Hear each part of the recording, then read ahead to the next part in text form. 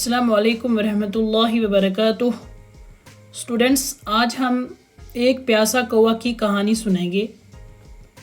एक दफ़ा का जिक्र है कि एक कौवे को सख्त प्यास लगी और वह पानी की तलाश में इधर उधर उड़ा। उसकी नज़रें पानी तलाश कर रही थीं मगर पानी कहीं नज़र न आया। उसने हिम्मत न हारी और पानी की तलाश जारी रखी। अचानक बाग में उसे एक गड्ढा नज़र आया।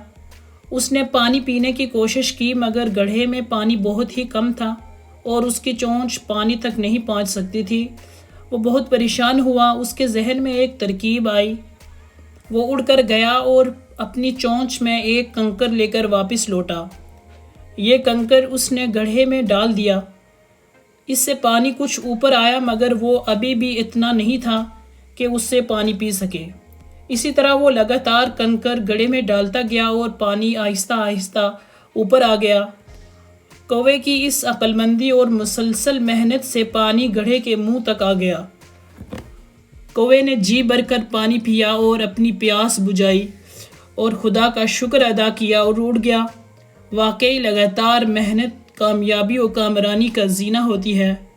तो स्टूडेंट्स, हमें इस कहानी से ये सबक मिलता है कि जो इंसान लगातार मेहनत करता है उसको कामयाबी और कामरानी ज़रूर मिलती है। तो खुदा भी उनकी मदद करता है जो अपनी मदद आप करते हैं। शुक्रिया।